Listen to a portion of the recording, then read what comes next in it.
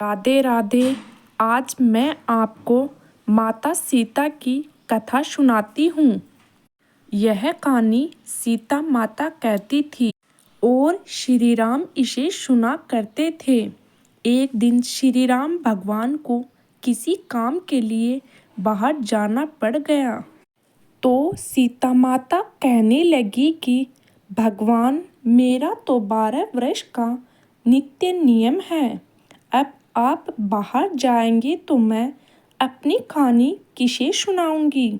श्री राम ने कहा कि तुम कुएं की पाल पर जाकर बैठ जाना और वहाँ जो औरत पानी भरने आएगी उन्हें अपनी कहानी सुना देना।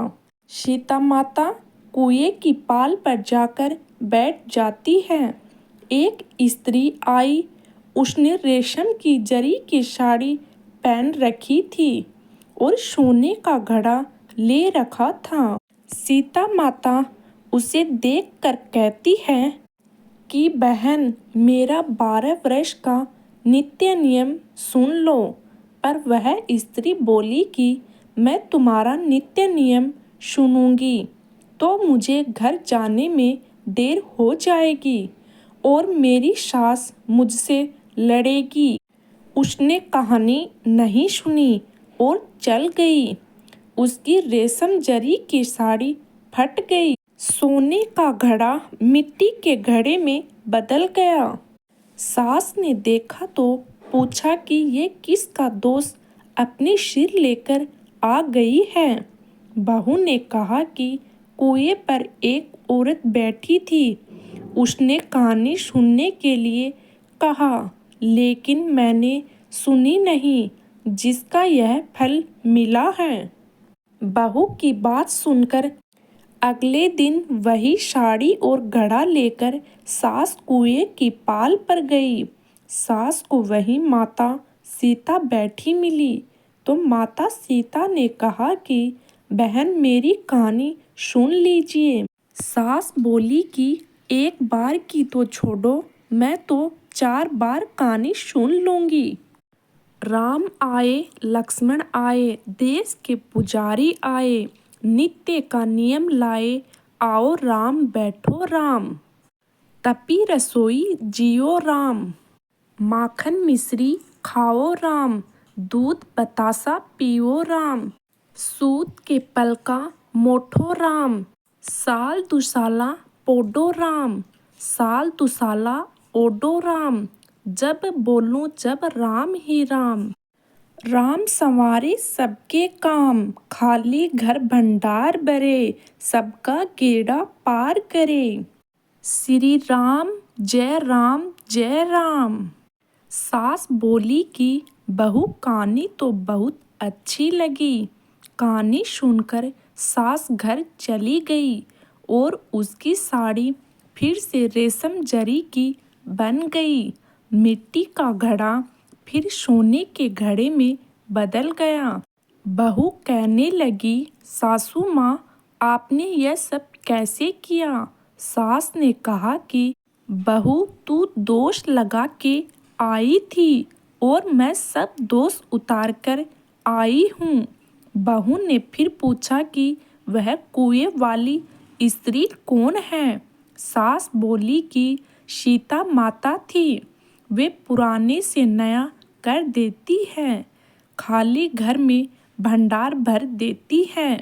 वह लक्ष्मी जी का वास घर में कर देती है। आदमी की जो भी इच्छा हो उसे पूरा कर देती है। बहू बोली कि ऐसी कहानी मुझे भी सुना दो।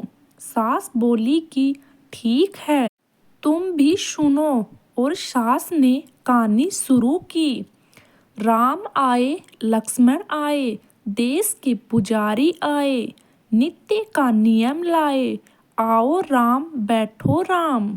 तपी रसोई जियो राम, माखन मिश्री खाओ राम, दूध बतासा पियो राम, सूत के पलका मोठो राम, साल दुसाला पोडो राम, साल दुसाला ओडो राम, जब बोलूं जब राम ही राम।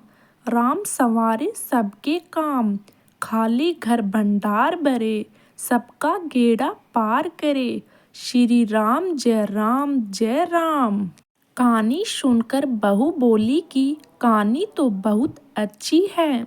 सास ने कहा, ठीक है, इस कहानी को रोज कहा करेंगे। अब सास बहू रोज सवेरे उठती, नहाती धोती और पूजा करने के बाद नित्य नियम की सीता की कहानी कहती। एक दिन उसके यहाँ एक पड़ोसन की औरत आई और बोली कि बहन जरा सी आँच देना। तो वह बोली कि आँच तो अभी हमने जला ही नहीं। पड़ोसन ने कहा कि तुम सुबह 4 बजे से उठकर क्या कर रही हो? फिर उन्होंने कहा कि सुबह उठकर हम पूजा करते हैं, फिर सीता माता की नित्य नियम की कहानी कहते हैं। पड़ोसन ने उसकी बात सुनकर फिर कहा कि सीता माता की कहानी कहने से तुम्हें क्या मिलता है?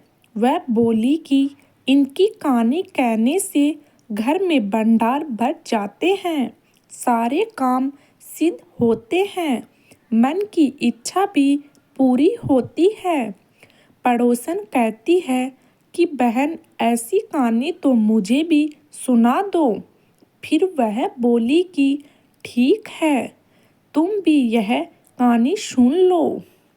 राम आए लक्ष्मण आए, देश के पुजारी आए, नित्य का नियम लाए, आओ राम बैठो राम, तपी रसोई जियो राम, माखन मिश्री खाओ राम, दूध बतासा पियो राम, सूत के पलका मोटो राम, साल दुसाला पोडो राम, साल दुसाला ओडो राम, जब बोलूं जब राम ही राम, राम सवारे सबके काम, खाली घर भंडार भरे, सबका गेड़ा पार करे। श्री राम जय राम। सारी कहानी सुनने के बाद पड़ोसन कहने लगी, बहन कहानी तो मुझे बहुत अच्छी लगी। अब वह पड़ोसन भी नित्य नियम सीता माता की कहानी कहने लगी। कहानी कहने से सीता माता ने पड़ोसन के भी भंडार भर दिए। अब तो पूरे मोहल्ले में नित्य नियम की कथा चल पड़ी। हर किसी की मनोकामना पूरी होने लगी। हे सीता माता, जैसे आपने उनके भंडार भरे, वैसे ही आप हमारे भी भंडार भरना। कहानी सुनने वाले के भी और कहानी कहने वाले के भी। सीता माता की जय हो। अगर आपको मेरे द्वारा सुनाई गई कथा अच्छी लगे तो कमेंट तथा लाइक ज़रूर करें और सब्सक्राइब करना न भूलें। धन्यवाद।